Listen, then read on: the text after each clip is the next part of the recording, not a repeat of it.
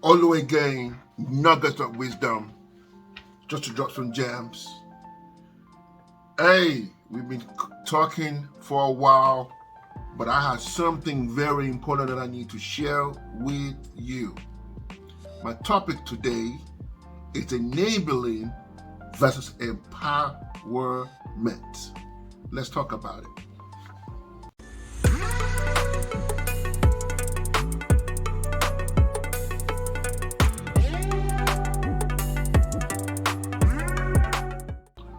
Welcome back.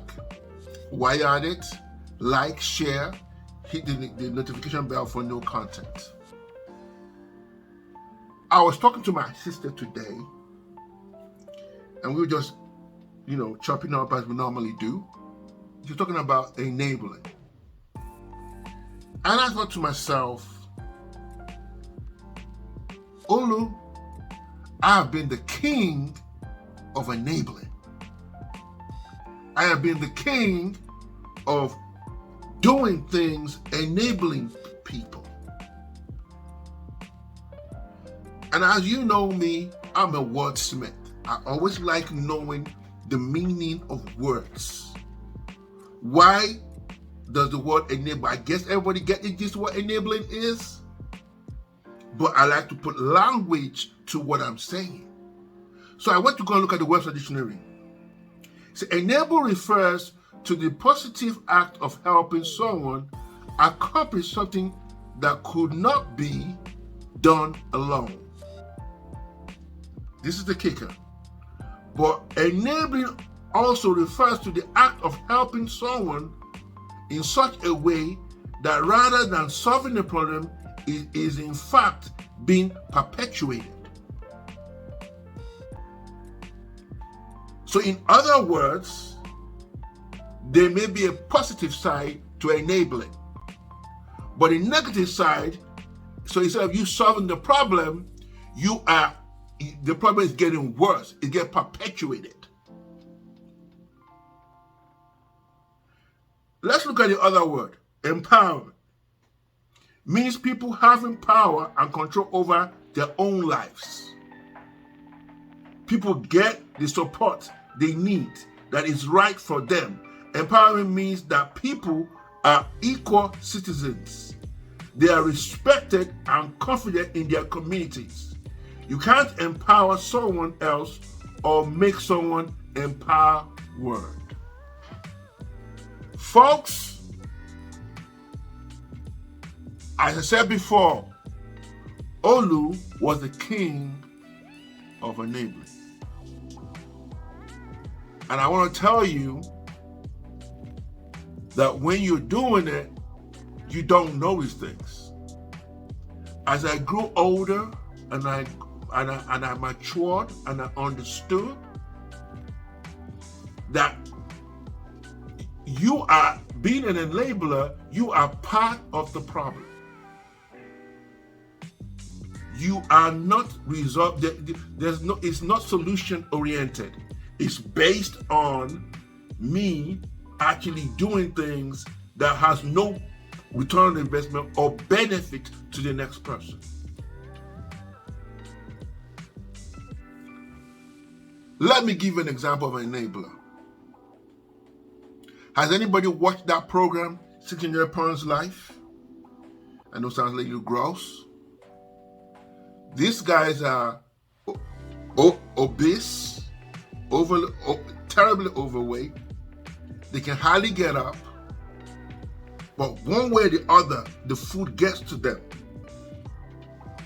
They find a way to get the food. So there's an enabler in the family who would go out and get the bad food that they're not supposed to eat and get that food to them.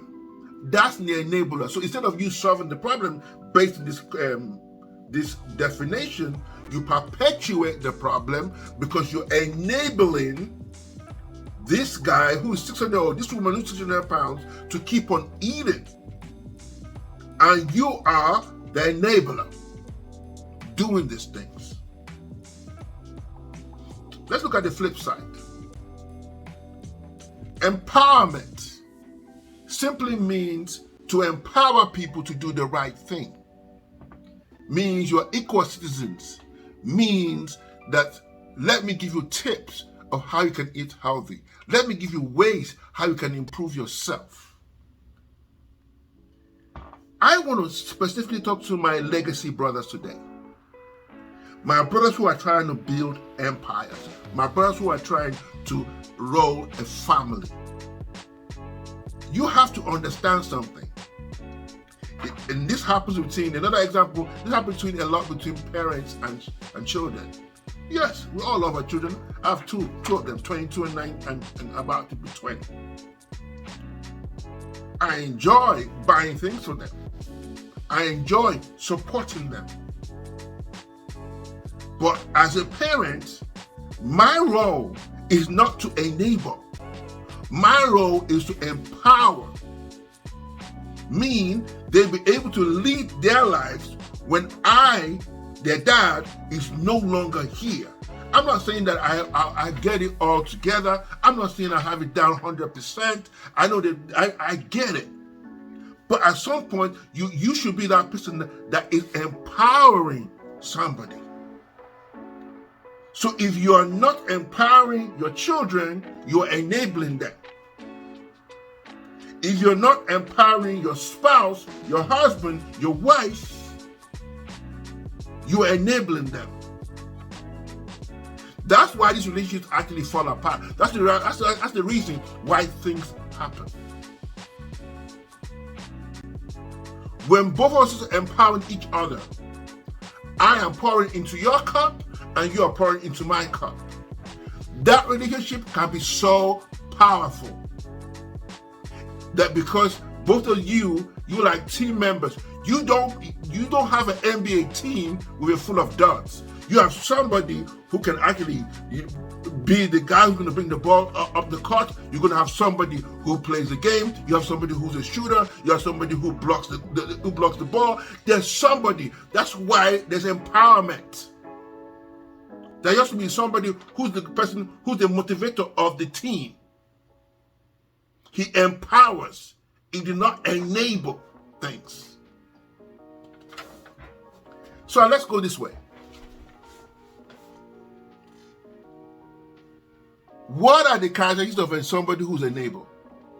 Another word for being somebody who's enabled is an entitled person. They're entitled to do nothing but get everything. You're giving them what they don't deserve. And I know probably then we're going to talk about, oh, I want to get the bag. We're going to talk about legacy. You want to talk about generational wealth. Generational wealth has to be planned. Legacy has to be planned. Nothing just happens in happenstance. Nothing just happens without any intentions or plan put in place. I'm not saying I get it all together, but I'm finding out whatever you don't put into plan, nothing will happen. When you have an enabler doesn't basically have any skin in the game.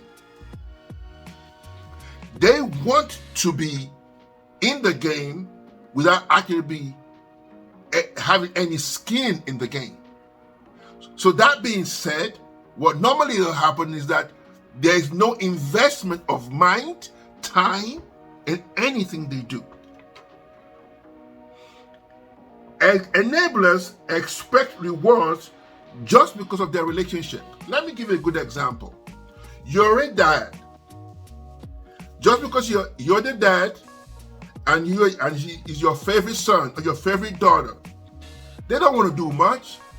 Just because it's my dad, I am entitled, I'm enabled to receive what I didn't work for.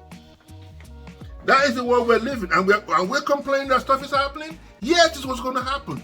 We're either enabling or we're empowering. You can't do both. There was a story here, I think it was Georgia somewhere, where this kids wanted to murder their parents. When you enable someone, you are telling me I can keep on taking but never get back. I can keep on receiving but never give.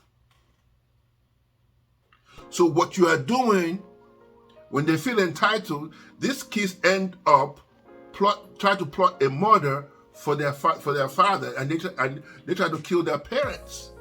They got found out. Why? Because if you look at it, they've already given them the life, they had the cars, they have everything. Enabling.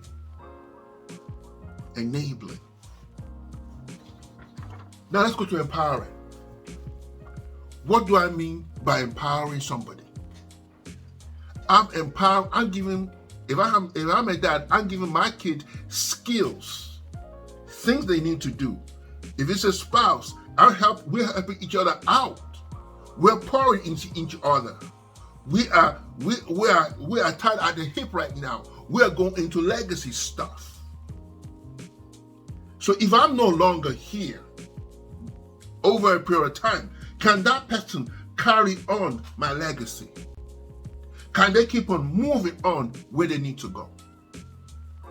So empowering means we point to each other. Empowering means we build character in our family. We have family traditions that were built over a period of time. Empower means leadership.